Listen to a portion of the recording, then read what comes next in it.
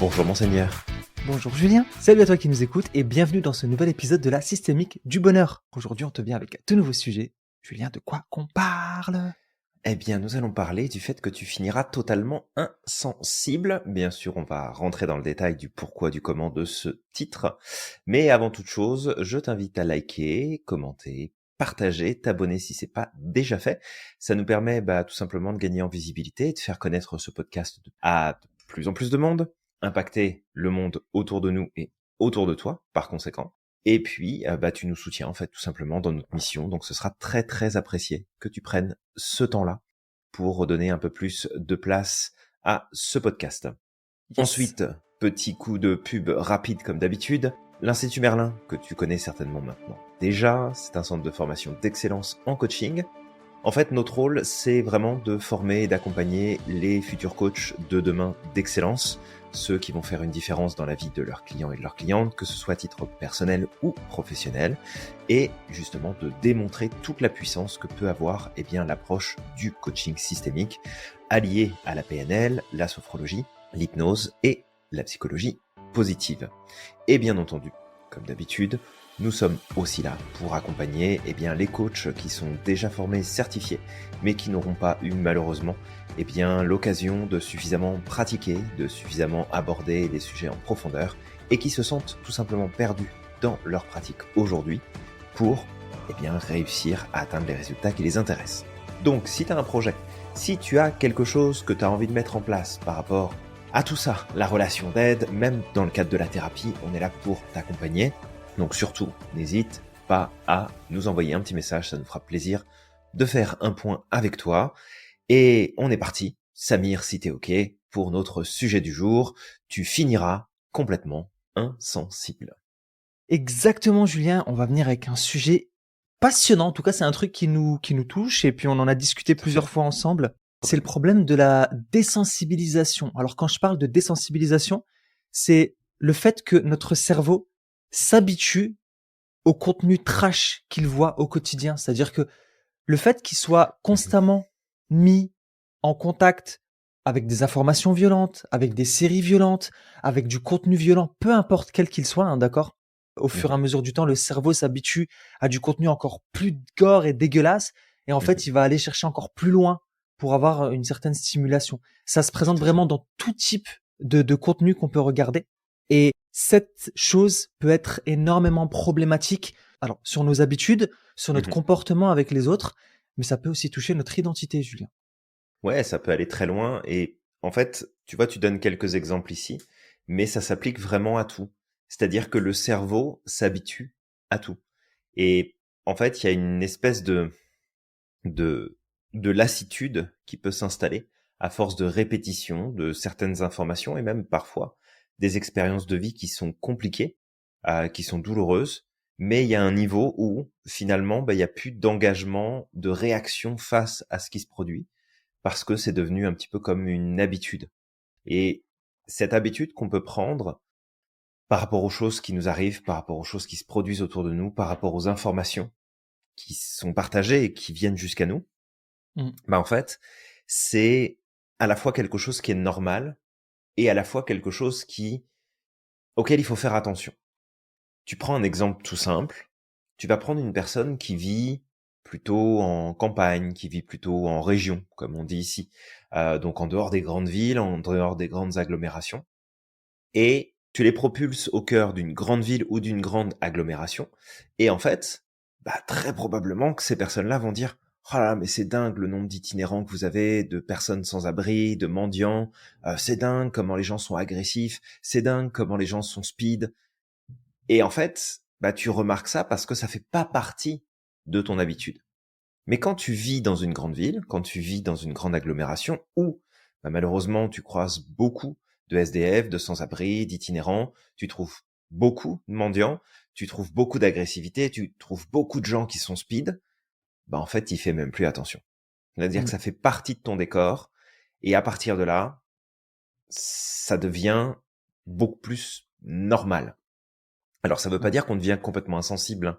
Attention, mais c'est que comme ça fait partie de ton environnement et de ton expérience au quotidien, ça déclenche pas de sensibilité particulière. Maintenant, si tu prends le temps de regarder une personne qui est en difficulté et que là, tu commences à te dire, oh là là, pauvre personne, ce qu'elle est en train de vivre, c'est compliqué pour elle. Je sais pas s'il y a des solutions qui existent. Je sais pas si on pourrait faire telle ou telle chose. Bah là, effectivement, tu vas retrouver ta sensibilité sur le sujet parce que tu seras pas dans un contact euh, automatisé. Tu seras pas dans un contact aseptisé, en fait, par Mm. rapport à la situation. Mais concrètement, tu vas finir par t'habituer. C'est triste, mais c'est comme ça. Ouais. Ouais, c'est ça. Il y a vraiment beaucoup de choses qui peuvent être en lien, hein. C'est aussi le cerveau qui va s'habituer, c'est-à-dire que au fur et à mesure du temps qu'on va habituer notre cerveau à du contenu de plus en plus trash, bah en fait, il y a pas mal de choses qui vont s'activer, en tout cas dans le cerveau. Il y a des nouveaux chemins neuronaux qui vont se créer, et en fait tout ça, bah ça va comme faire en sorte que la stimulation qui va être déclenchée en fait par le cerveau, bah, elle va perdre comme en intensité en fait. Il aura besoin de beaucoup plus. Et c'est ce qui se passe aussi par exemple avec les drogues. Mhm. C'est-à-dire que au plus une personne elle va venir, elle va consommer de la drogue, au plus la dose que la personne prenait au début pour avoir son, tu sais, son effet waouh, je sais pas comment ça s'appelle ce truc, mais voilà cette Mhm. espèce d'effet là, en fait, bah, il va avoir besoin de beaucoup plus en fait. Le cerveau il va comme avoir Ça va besoin de demander, ouais, plus. Ouais, tout à fait. c'est Ouais, ça. c'est vrai que c'est un point important que tu nommes là, parce que il y a ce côté habitude, et tu vois, ça, on le retrouve aussi dans les activités du quotidien, le sport, par exemple. Mmh. Tu sais, si tu vas faire du sport et que tu fais une session intensive, bon, pour peu que tu aies un système qui soit sensible au boost de dopamine, etc., plus peut-être que la moyenne, bah, tu vas en fait vouloir revivre cette expérience-là, tu vas vouloir revivre la chose. Et le truc, c'est que si tu refais exactement le même exercice dans les mêmes conditions, vraiment de la même façon, bah en fait, va y avoir beaucoup moins de plaisir, beaucoup moins Ouais, de stimulation. Et c'est aussi, entre autres, ce qui explique quand tu décides d'aller à la salle de sport, de commencer à te mettre au sport, tu y vas la première fois et tu te dis, bon, si t'aimes pas ça, t'aimes pas ça. On est d'accord. mmh, Mais si tu le fais et que là, tu prends du plaisir et tu te dis, putain, en fait, ça fait du bien, c'est vachement agréable, puis tu sais, je sens que j'ai bougé, je me sens énergisé, c'est vraiment chouette. Et en fait, tu te dis bah, que la prochaine fois que tu vas le faire, tu vas revivre ça. Et en fait, la deuxième fois que tu le fais, bah, tu revis encore un peu ça, mais c'est plus exactement comme la première. Puis tu recommences une troisième, puis tu ouais, recommences une quatrième. Et on s'entend de toute façon que si t'as pas des compétences particulières dans la connaissance du corps, de ses fonctions, du sport de manière générale, si t'es pas accompagné par un coach ou une coach sportive, tu vas avoir tendance à reproduire les mêmes exercices avec lesquels t'es à l'aise, t'es confortable. Et en fait, il va arriver un moment donné où tu vas finir par t'habituer. Et si tu faisais du sport, entre guillemets, juste pour le plaisir d'en faire à un moment donné, et qu'il n'y a pas de discipline, bah en fait, tu vas arrêter parce que tu vas devenir insensible quelque part à ce que, à l'origine, au départ, cette expérience de sport pouvait t'apporter. Ça ouais, joue, par exemple, même à ce niveau-là, hein. ouais, c'est ça. Et en fait, le truc, c'est juste que ce phénomène de désensibilisation, tu vois, c'est un Mhm. phénomène qui, au départ, est naturel parce que le cerveau, Oui. il s'adapte à son environnement. Ce qui fait que si on est confronté à un environnement où on va être submergé de stimuli ou à du contenu où il y a énormément de stimuli, énormément d'émotions, énormément de trucs choquants, bah, en fait, lui, qu'est-ce qu'il va faire au fur et à mesure du temps? Il va comme s'adapter pour éviter justement d'être tout le temps dans cette espèce d'effet de panique là, de trop Oui. de stimuli, trop de choses choquantes, trop de trucs. Et c'est ce Mhm. qui fait qu'au bout d'un moment, ça finit par devenir normal. Et tu sais, je me rappelle, je vais te donner un exemple, mais à une époque, tu sais, on me parlait beaucoup de Walking Dead. J'ai Oui. commencé à regarder Walking Dead, sauf qu'au début, moi, ça c'était à gerber, hein. J'ai regardé, je Mhm. pense, 2-3 épisodes, c'était à gerber, c'était horrible. Mhm. Et à un moment, en fait, j'ai continué pour l'histoire, plus que Ok. le, tu sais, le contenu gore, parce qu'après, de toute façon, ça baisse cette histoire de contenu gore. Mais Mhm. je me suis rendu compte, en fait, au fur et à mesure du temps, qu'un truc qu'avant, je pouvais pas regarder, bah là, ça devenait, bah, tu sais, voir un zombie avec des tripes qui sortent, là, ça me Mhm. gênait, mais ça me gênait pas autant que la première épisode, tu vois. Je me Ouais. suis dit, non, mais en fait, c'est pas bon, ça. C'est pas bon pour moi, en fait, de m'habituer à ce genre de contenu. C'est un peu comme si Mhm. ça va toucher aussi à ma sensibilité. Et ma sensibilité, c'est quelque chose qui est important. Donc j'ai Ouais. arrêté, enfin au bout d'un moment j'ai arrêté, tu sais. Je me dis, je regarderai plus ce genre de contenu, j'ai pas envie de m'habituer à ça. Et c'est là en fait que j'ai eu tout ce raisonnement, tu sais, qui me disait, mais en fait, quand on regarde bien, l'être humain est capable de s'habituer à tout. Et c'est ce qu'on remarque aussi, par exemple, les gens qui habitent dans les pays en guerre. C'est à force de voir des massacres, à force de voir ce qui se passe autour, au bout d'un moment, ça les impacte moins, en fait, jusqu'au Mhm. jour où ils sortent de cet environnement. Je peux donner l'exemple là en ce moment de ce qui se passe en Palestine, hein. Mhm. Les journalistes indépendants, les Palestiniens justement, Ouais. qui sont en train de filmer. En fait, quand ils sont dans le terrain, Mhm. ils s'habituent. En fait, il y a des morts partout, etc. Ça les choque, mais c'est comme sur le coup, ils s'habituent en fait à Mhm. ça. Ouais. Le truc, c'est qu'il y en a certains qui sont sortis au bout d'un moment, tu vois, qui sont Mhm. sortis de Palestine, sont partis dans d'autres pays justement comme pour se reposer parce que c'était trop Mhm. et aussi pour mettre leur famille en sécurité. Ben, en fait, c'est quand ils sont sortis de cette situation Mhm. qu'ils ont commencé justement à vivre, à faire des cauchemars, à vivre des traumatismes, à ne plus Mhm. réussir à dormir. Et il y en a pour certains même qui se disaient honnêtement, je préfère mourir parce que les images que j'ai en tête là, je peux plus du tout les gérer. C'est une horreur. Et en fait, Ouais. c'est ça, c'est vraiment de comprendre que le cerveau va s'habituer à tout. Tu sais, Mhm. c'est à la fois positif que le cerveau puisse s'habituer à tout parce que ça te permet de vivre des situations vraiment difficiles, tu vois. Ouais. Et on peut même faire le parallèle avec ce qui s'est passé pendant l'Holocauste, hein, malheureusement. On peut parler de Viktor Frankl. Viktor Frankl, en fait, qui nous parle beaucoup aussi de résilience. Ouais. Ben, comment cette résilience s'est bâtie? C'est parce qu'en fait, il était tellement dans un environnement qui était horrible qu'au bout d'un moment, le cerveau, il est obligé de s'adapter. En fait, c'est un mécanisme de défense et de survie qui se met en place. Ce Tout qui à fait. fait Ouais. que, en fait, au fur et à mesure du temps, c'est comme s'ils vont être désensibilisés à ce qu'ils sont en train de vivre. Ça veut pas dire que c'est pas une horreur, c'est une horreur ce qu'ils vivent. Mais le cerveau, Complètement. par mécanisme de défense, il Mhm. va désensibiliser pour s'adapter et pour faire en sorte que la personne puisse survivre le plus longtemps possible. Et le truc, Ouais. c'est que quand tu vis dans un environnement comme ça, parce que c'est le monde qui t'impose ce que tu es en train de vivre, Mhm. je te dirais pas que c'est ok, mais là, à ce moment-là, on dira que c'est le cerveau qui s'habitue à ton environnement. Mais par Ouais. contre, quand tu le provoques en allant regarder constamment du contenu ultra trash, Mm. là, par contre, c'est dangereux pour toi. Ouais. Alors, merci pour tout ça, Samir. Et Ouais, je effectivement, t'en prie. tu nommes Viktor Frankl, mais on peut aussi nommer Boris Cyrulnik, Boris Cyrulnik, ouais. qui est plus connu finalement en francophonie que Viktor Mm. Frankl, mais qui partagent en fait tous les deux des approches sensiblement similaires. Ils amènent beaucoup la résilience. Puis ils ont tous les deux de la même expérience finalement en C'est commun. ça. Ils l'ont vécu chacun à leur façon, mais ils ont tous les deux une expérience commune justement par rapport à l'Holocauste. Euh, Peut-être un point, et on essaie toujours, en tout cas dans nos podcasts, d'amener ces nuances et d'amener de la perspective.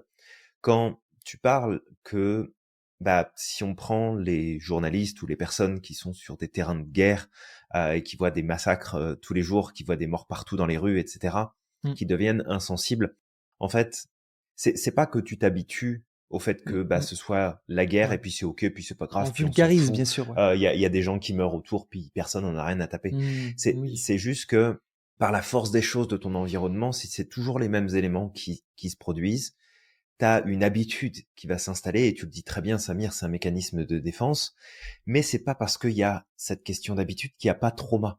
Et Bien en sûr. fait, ce que tu nommes de, bah, j'ai passé plusieurs semaines, plusieurs mois ou juste quelques jours, parce qu'il suffit juste d'une fois pour vivre ce genre de trauma, et j'ai vu des morts partout, j'ai vu des gens se faire abattre, j'ai vu des gens massacrés, etc. Bon, bah, peut-être que quand t'es dans la situation et que t'es en train de vivre le truc, bah, ton cerveau, il met en stand-by beaucoup de choses, et il y a Exactement. une espèce d'habitude qui s'installe, et tu t'habitues, entre guillemets. Ça fait partie de ton environnement, ça fait partie de ton quotidien. Mais c'est sûr que quand tu sors de là, quand ça se termine, quand il se produit quelque chose de différent et que tu reviens finalement à un état de sécurité, à un état beaucoup plus stable, bah là, tu te prends une grosse claque parce que bah, les traumas qui étaient en suspens vont revenir, et ça va frapper fort. En fait, ça va frapper très fort. Donc, vraiment pas prendre le raccourci ici quand tu disais ça, Samir, pour Mm. celles et ceux qui nous écoutent, qu'on est en train de dire que quand tu es dans une situation traumatique, que ce soit une situation d'esclavage, de massacre, de guerre, de manipulation, de viol répété, de tout ce que tu veux, qu'en fait, bon bah c'est pas grave, en fait, on s'habitue à tout. Ton cerveau, il s'habitue. Il va trouver des stratégies pour te permettre de survivre dans cet environnement-là. mais ça n'empêche que les traumas, ils sont là en arrière. Et ils vont finir par s'exprimer d'une manière ou d'une autre. Donc, juste peut-être vraiment de mettre un peu plus l'accent là-dessus pour bien comprendre ce qu'on est en train de dire et qu'on mette pas dans notre bouche finalement des mots bien sûr. qu'on n'a pas partagés parce que bon, je pense que tu le comprends et que tu le sais toi qui nous écoutes. Si ça fait un moment que tu nous suis, c'est important pour nous, autant pour Samir que pour moi, de pouvoir vous partager de l'info, mais qui va être cohérente, qui va être vérifiée le plus possible et surtout qui va être pertinente et applicable pour que tu puisses l'intégrer et l'utiliser dans ton quotidien. Ouais. Donc tout ça étant dit, c'est sûr que quand tu vas consommer énormément de contenu qui va être trash un petit peu comme tu dis Samir, alors que ce soit du porno, que ce soit des films ultra violents, que ce soit des clips, que ce soit de la musique violente, c'est des Mmh. paroles violentes, que ce soit des livres où il y a de la violence, où il y a de l'agression, où il y a de la méchanceté pure, bon, bah, à un moment donné, que tu le veuilles ou pas, tu nourris ton cerveau avec ça, et nécessairement, ça va avoir un impact sur toi. Ça va Mmh. avoir un effet sur toi. Peut-être que t'enfiler les news à longueur de journée, ça te fait plus rien parce que t'as tellement l'habitude d'entendre parler des massacres, des bombes, des meurtres, des viols, des enlèvements, des guerres dans le monde, des incendies, des ceci, des cela. Peut-être qu'à un moment donné, tu te dis bon bah, tu sais, c'est un truc de plus. C'est bah, ok, ça arrive encore, puis c'est encore, et puis c'est encore. Et tu sais, ça me fait rebondir puis très rapidement parce que je veux pas qu'on parte dans cette voie-là.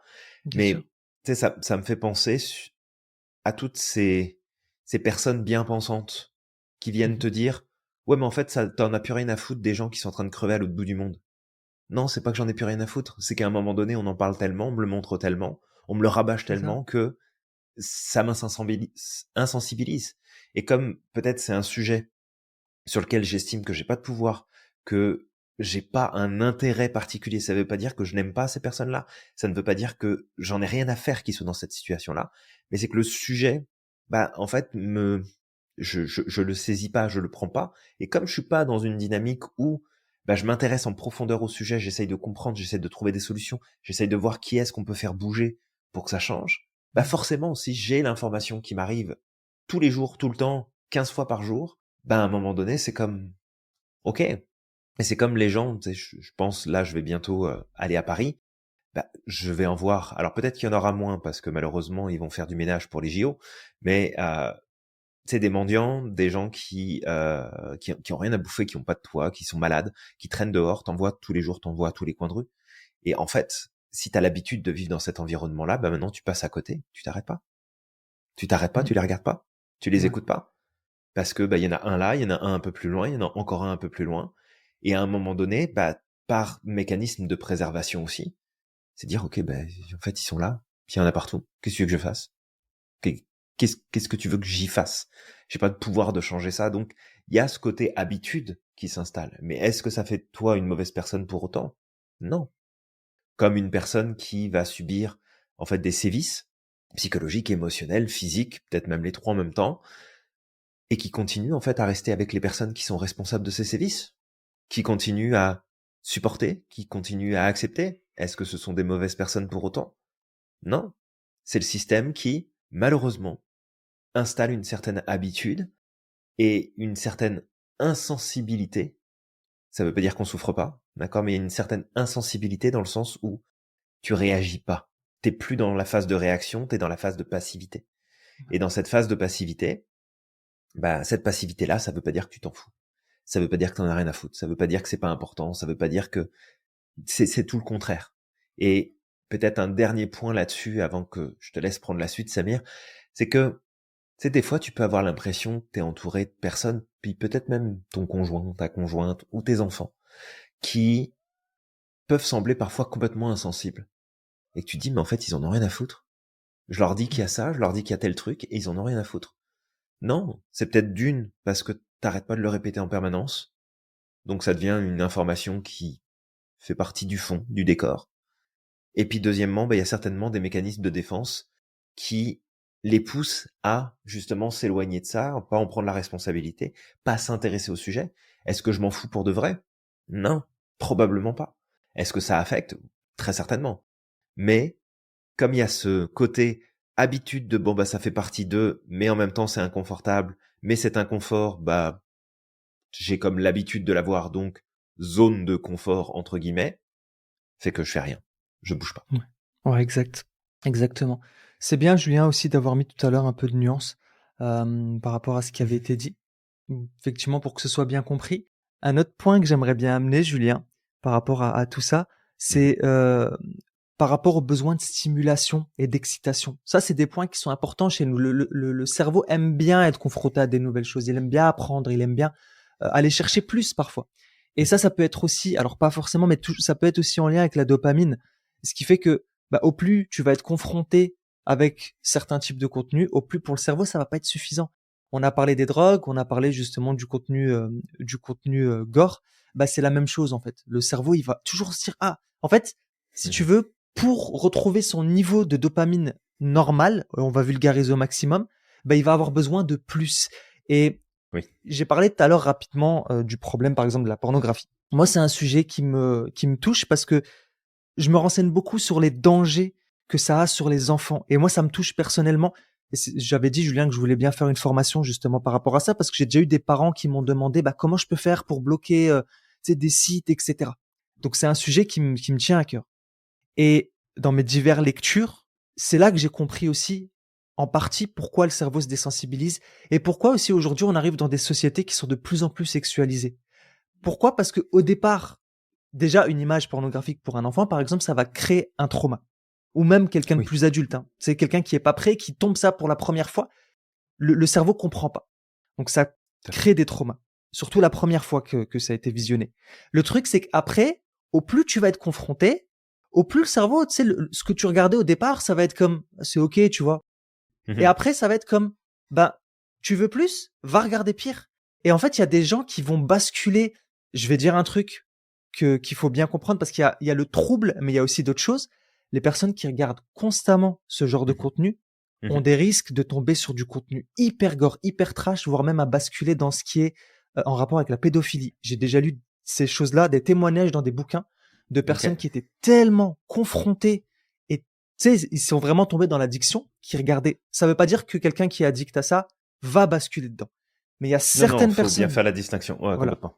qu'on le garde à l'esprit. Hein. Mais il y a Ouais. certaines personnes qui étaient tellement, alors il y a certainement d'autres leviers en amont, hein, d'accord, qu'on le prenne en Mhm. considération, mais qui ont Ouais. tellement été confrontés à ça, désensibilisés, qu'à un moment ou l'autre, ils se sont rendus compte qu'ils commençaient à basculer dans ça, jusqu'à faire machine arrière, parce que c'est à ce moment-là qu'ils se sont rendus compte qu'en fait, non, c'était pas bon en fait. Alors que ils se disaient qu'il y avait pas de problème au départ. Je prends cet exemple-là, mais on peut prendre aussi l'exemple des jeux violents.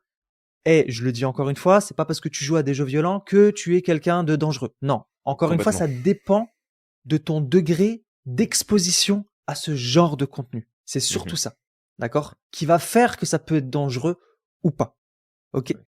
Et c'est juste ça qu'il faut comprendre, c'est que peu importe ce que tu fais, peu importe ce que tu regardes des films violents, que tu regardes des news en continu qui sont anxiogènes, qui t'amènent des idées hyper anxiogènes, en fait, c'est ton degré Degré d'exposition. d'exposition à ces choses-là qui vont Mhm. malheureusement te désensibiliser petit à petit. Et il y a énormément, ça commence à ressortir. Il y a de plus en plus d'études qui ressortent sur toutes ces choses-là. Je me Mhm. rends compte aussi des dangers que ça peut faire, surtout quand c'est un enfant qui tombe dessus parce que le cerveau est pas encore prêt. Ouais, Tu complètement. vois? Complètement. Donc, mais même pour un adulte, ça peut être très dangereux. Bah, c'est ça. Après, ça dépend à quoi tu as été exposé. Ça dépend de ton degré aussi, je pense, d'innocence personnelle. Ouais, Parce que d'innocence. t'as des personnes qui vont être beaucoup plus innocentes. Alors, ça veut pas dire qu'elles commettent pas d'impair et qu'elles font pas de fautes et que elles mentent pas et qu'elles font pas de bêtises. Hein. Ça n'a rien à voir. Mais mais ça, t'as un degré d'innocence en fait qui peut être très très perturbant. Et tu vois, quand tu parles de ça, il y a un élément qui me vient en tête, c'est la problématique de l'agoraphobie. Alors, on s'éloigne sans vraiment s'éloigner, mais c'est pour vraiment donner un exemple. L'agoraphobie, la plupart du temps, ça touche les femmes plus que les hommes. C'est une problématique qui est beaucoup plus féminine que masculine. Et en fait, si on regarde un petit peu d'où est-ce que ça vient, c'est très souvent une femme qui va avoir une figure d'autorité qui est souvent représentée par le père, très protecteur. Donc en fait, on a un parent, mais ça peut être la mère aussi, hein, ou d'autres personnes d'ailleurs, qui vont être très très très protecteurs, protectrices. Et en fait, cette personne-là va finir par disparaître à un moment donné. Et en moyenne, ça apparaît aux alentours de la quarantaine. C'est-à-dire que la femme de 40 ans qui va perdre son parent référent ou une personne très protectrice référente, et là en fait ça va être le premier choc. Et le premier choc va faire que il y a la peur d'avoir peur, la peur de tout, la peur de mourir, la peur de vivre, la peur de qui se passe quelque chose, parce que le cerveau à ce moment-là n'est pas du tout en fait habitué aux épreuves qui auraient dû être vécues par le passé, parce qu'il y a eu une surprotection. Pourquoi je disais ça? Éviter à tout prix les sources négatives, c'est pas bon, parce que le jour où tu as un truc négatif qui te tombe dessus, parce que ça va arriver, tu vas prendre une claque tellement forte que tu vas faire 3 fois le tour de ton slip sans le toucher. Mmh. Maintenant, si t'es constamment mis en contact avec justement des informations négatives, des informations qui ont un potentiel traumatisant, c'est pas bon non plus. Donc faut ni l'un ni l'autre. Ça veut pas dire que tu dois te mettre au planning de regarder peut-être 3 jours dans la semaine les informations bien dégueulasses pour habituer ton cerveau, que tu dois te taper des trucs trash en porno pour habituer ton cerveau pour éviter d'avoir des chocs plus tard. C'est pas l'idée qui est amenée ici, hein. C'est vraiment que ton cerveau, comme on le dit depuis le début, il s'habitue à beaucoup de choses, mais c'est pas parce qu'il s'habitue que c'est pas mauvais pour toi. Le premier jour où tu fumes une clope, tu tousses ta grand-mère et t'es prêt à crever sur place. Mais tu vas quand même continuer à fumer, puis à un moment donné, tu vas plus tousser. Ou alors si tu recommences à tousser, c'est que ça sent pas bon pour ta santé. Mais tu vas plus tousser par rapport à la fumée que tu ingères. Bon, c'est pas parce que tu t'es habitué que c'est bon pour toi.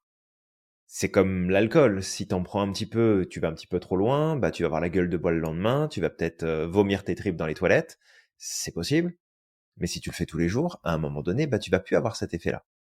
Mais est-ce que c'est parce que j'ai plus l'effet que ça pose pas de problème? Si, ça pose un problème. C'est juste que ton système tout entier s'est habitué et a pris un certain rythme de fonctionnement. Donc c'est vraiment de faire très attention à ça parce que c'est très vicieux en fait. Et puis ça peut aller très vite. Tu sais, je prends par exemple un sujet qui me touche peut-être un petit peu plus personnellement ici, qui est ce qu'on appelle les douleurs chroniques. Bon, le problème avec les douleurs chroniques, c'est que très souvent, initialement, c'est des douleurs avec lesquelles les gens vont travailler, entre guillemets.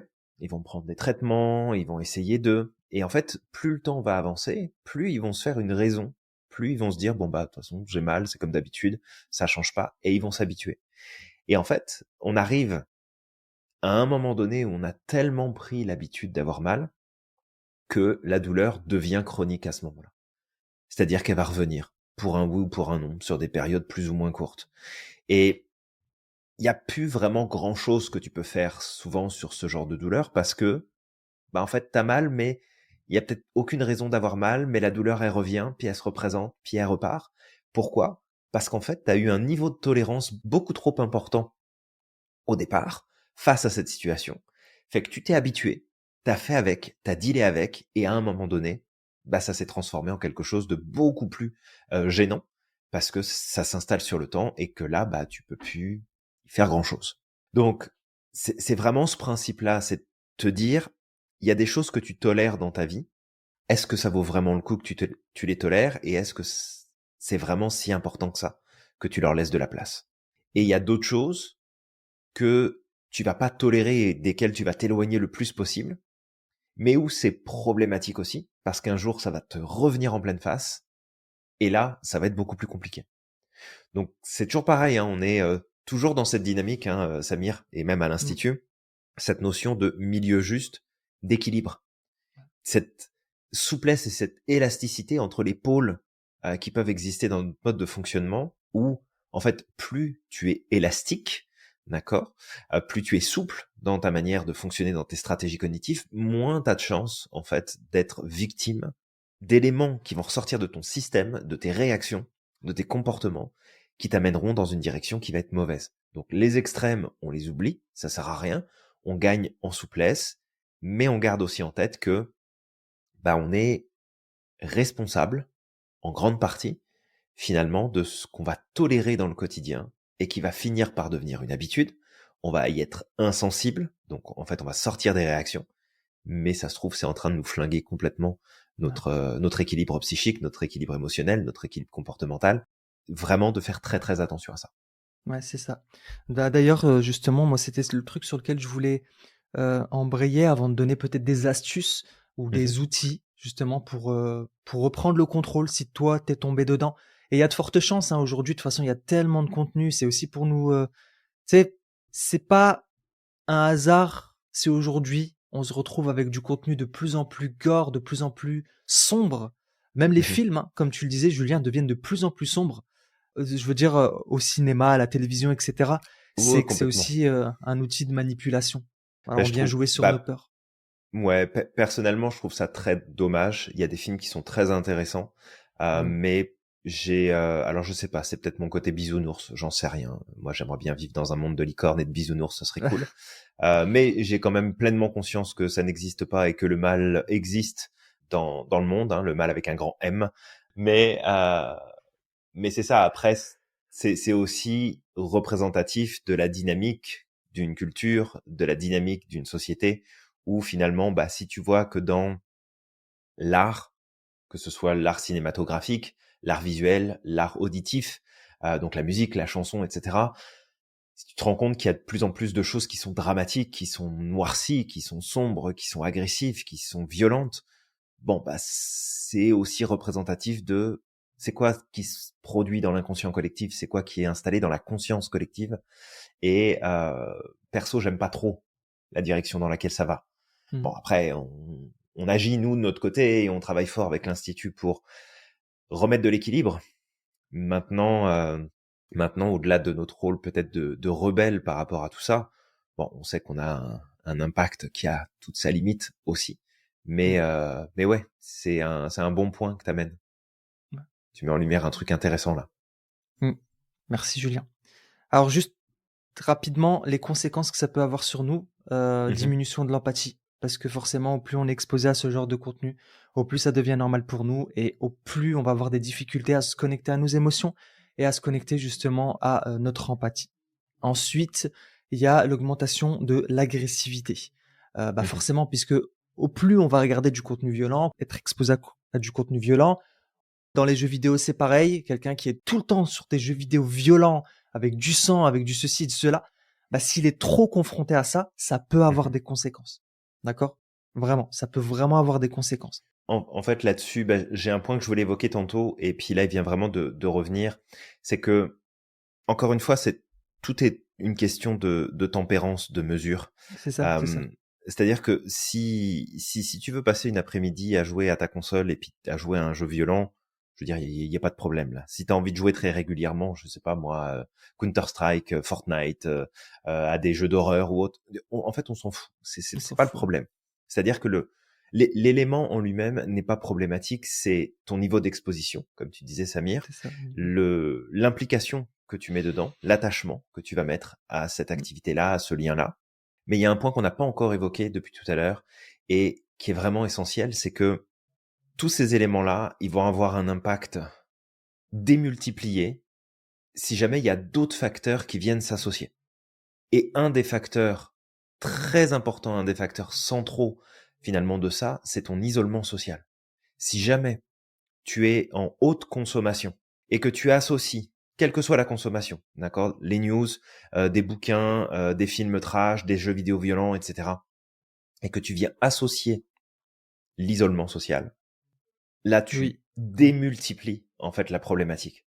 Parce que si je suis un individu qui trouve du plaisir à aller dézinguer des zombies, à regarder des séries violentes, à regarder des films d'horreur, ok, j'ai probablement un profil dopaminergique plus important, Mm. j'aime bien la stimulation que ça me donne, c'est cool, je prends du plaisir. C'est parfait. Si tu prends du plaisir, c'est parfait.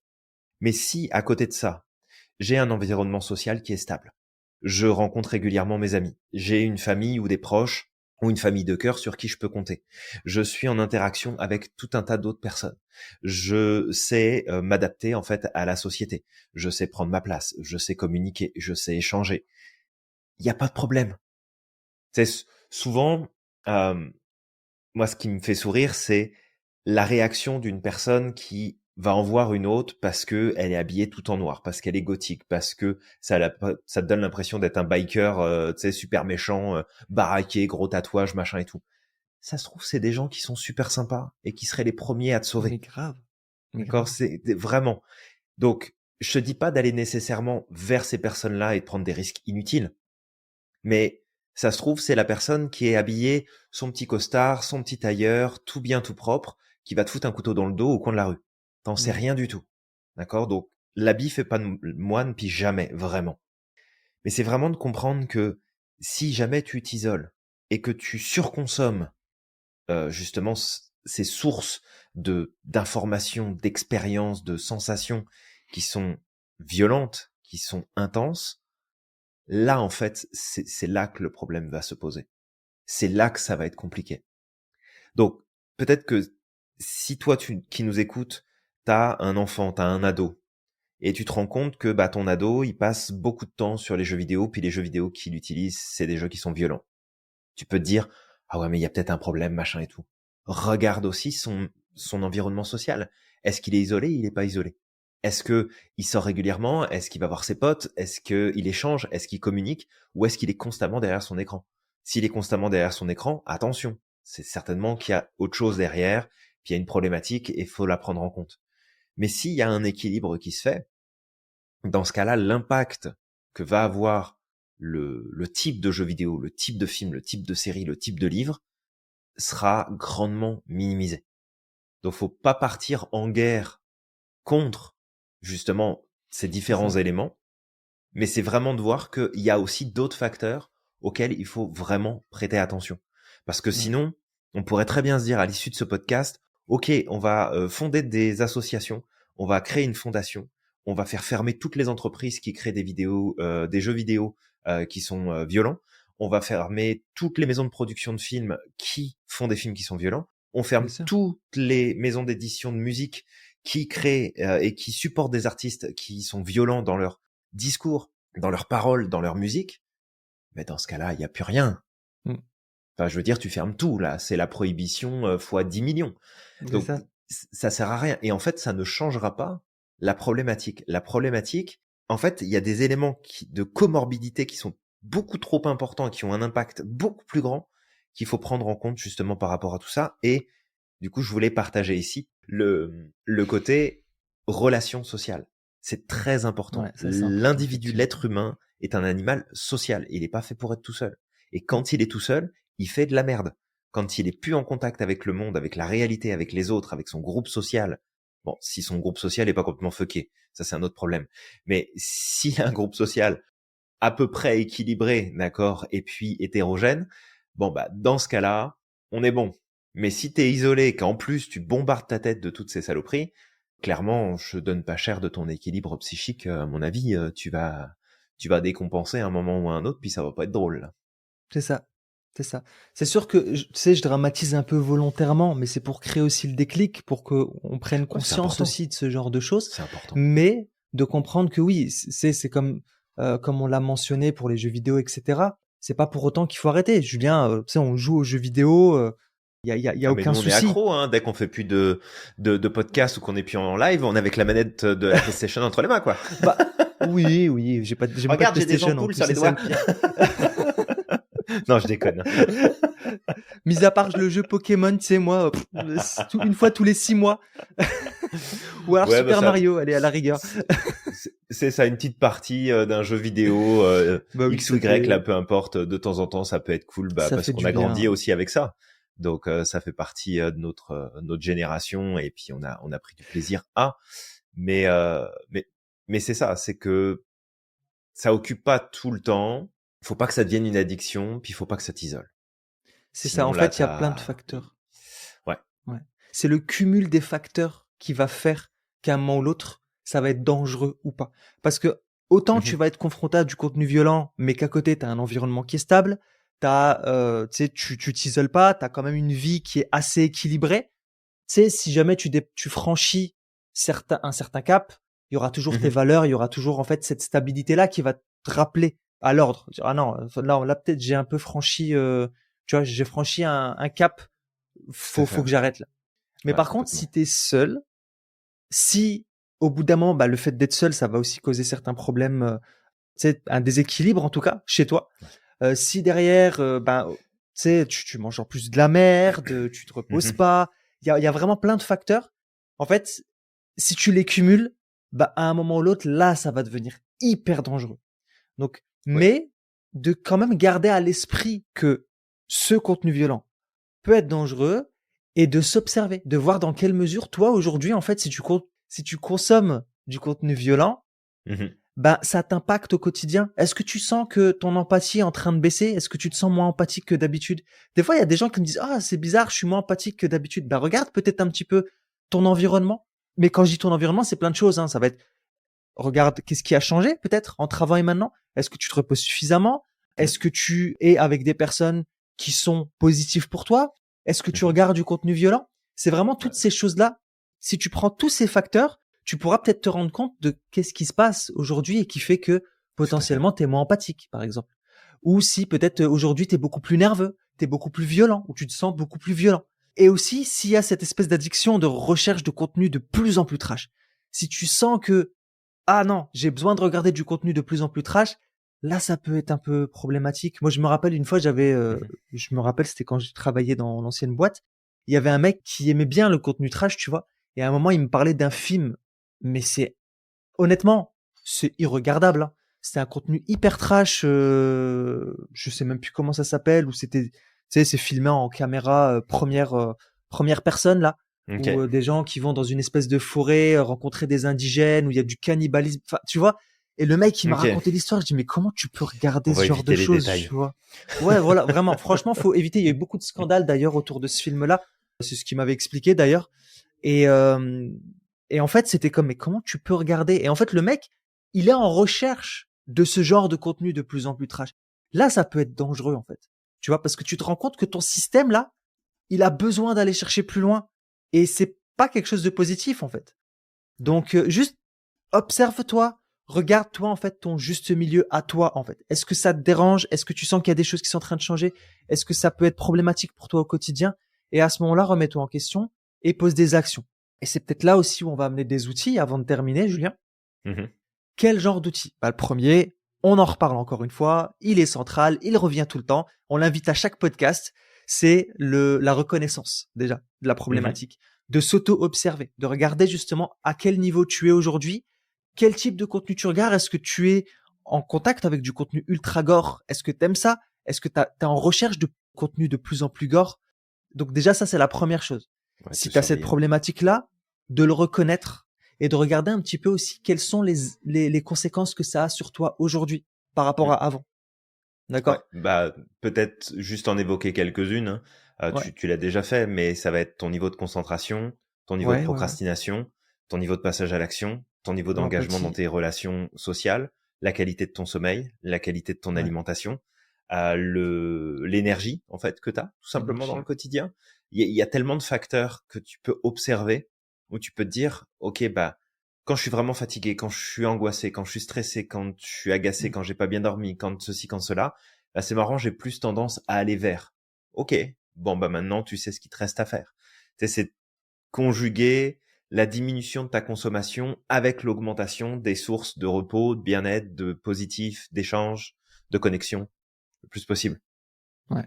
Exactement. Ouais. Donc voilà, ça c'est la première chose qui peut être faite. Mhm. Julien, peut-être est-ce que tu as un autre outil que tu pourrais amener? Bah, un autre outil en fait qui est important à mon sens, c'est de te reconnecter à la personne que tu veux devenir toi, Ouais. c'est-à-dire ton idéal. Pas te mettre une pression particulière et pas te dire oh ben je dois être une personne parfaite, je ne dois plus consommer ça, je ne dois C'est plus ça. faire ça, je ne dois plus. C'est pas l'idée. C'est plus te connecter à ton idéal en tant que personne. Qui est-ce que j'aimerais devenir, qui est-ce que j'aimerais être, pour en avoir une vision et une idée la plus précise et la plus claire possible et ensuite de tendre à travers tes comportements à ressembler finalement à cette personne-là que tu veux devenir. Parce que juste changer le comportement pour le comportement, ça fonctionne pas super bien. Si tu changes l'image de toi et vers laquelle tu veux tendre et que tu t'accroches à ça, bah automatiquement par besoin de ton cerveau de cohérence, il va faire en sorte que tu adoptes naturellement des comportements qui sont en fait différents. Et je te donne un exemple tout bête, hein, mais tu vas avoir beaucoup plus de facilité à maintenir une activité sportive si elle est conjuguée à un travail de fond que tu fais sur ton alimentation. Si tu décides de juste faire un régime ou une restructuration alimentaire, mais que tu gardes les mêmes habitudes physiques que d'habitude, c'est très difficile de changer ton alimentation. Au même titre que si tu décides simplement de te mettre au sport sans ajuster ta manière de t'alimenter, ça va être très difficile de maintenir le sport. Si tu fais les deux en même temps, tu crées plus de cohérence et donc t'amènes encore plus de cohérence derrière. Et l'idée, c'est qu'en connectant avec une identité que tu as envie d'atteindre, de développer, une version de toi, bah automatiquement, tu vas chercher à gagner en cohérence sur tes attitudes, tes choix, tes comportements, tes réactions, ce que tu tolères, ce que tu tolères pas. Et petit à petit, ça va s'aligner justement dans cette dynamique-là. D'ailleurs, nous, c'est ce qu'on enseigne beaucoup à l'Institut, que ce soit en PNL, en sophro, en hypnose, en psychologie positive. Bah, on tend vers ce qu'on appelle, nous, l'hyperalignement, c'est je vais m'aligner avec l'identité profonde que j'ai envie de développer, et par besoin de cohérence de mon cerveau, il y a énormément de choses qui vont se mettre dans la même ligne. Maintenant, il y a tout un tas de choses à prendre en compte. Bon, c'est pas l'objet du podcast aujourd'hui, mais c'est le point que j'amènerai là tout de suite. Ouais, exact. Moi, je dirais aussi peut-être de se reconnecter un peu à ses besoins, et ses valeurs qui Mhm. est tu sais, qui est une continuité de ce que tu dis au final, parce que c'est en lien Complètement. direct. C'est de te reconnecter à tes besoins et à tes valeurs. Déjà de les connaître, d'accord? Et aussi de voir un petit peu si ça correspond à tes valeurs, parce que si ça correspond pas à tes valeurs, ça pourrait être problématique. Ou même à tes besoins, d'accord? Mhm. Aussi, quand je parle des besoins, en fait, de voir peut-être est-ce qu'il y a pas un besoin qui te pousse à aller chercher du contenu de plus en plus trash? Je pense au besoin de stimulation, par exemple, Julien, qui peut amener à aller vers du contenu de plus en plus trash. La personne va avoir le besoin, tu vois, de de se stimuler, en fait, d'aller chercher des choses différentes, d'être en contact avec des choses différentes, d'aller plus haut, en fait. Et le truc, c'est juste que si aujourd'hui, pour remplir à ton besoin de stimulation, tu vas regarder du contenu de plus en plus trash, bah peut-être que faudrait que tu te poses la question, comment je peux faire pour répondre à mon besoin de stimulation? Peut-être que, bah, je sais pas, tu as peut-être besoin de défis, donc fais du sport, Mhm. va faire du sport, va rencontrer des gens, fais des choses nouvelles pour te stimuler. Mais Tout à ne fait. t'enferme pas à aller regarder du contenu de plus en plus trash, aller faire des choses de plus en plus trash, de plus en plus graves, justement pour répondre à ce besoin. Ouais. Mm. Ouais, complètement. Puis, tu sais, tu remets aussi en lumière l'importance d'avoir une vision et une clarté d'esprit sur, bah, encore une fois, la personne que tu veux être. Parce que plus tu t'éloignes de ça, plus, en fait, tu te reconnectes à tes instincts les plus primaires et à tes modes de fonctionnement les plus basiques de survie, de reproduction et de défense.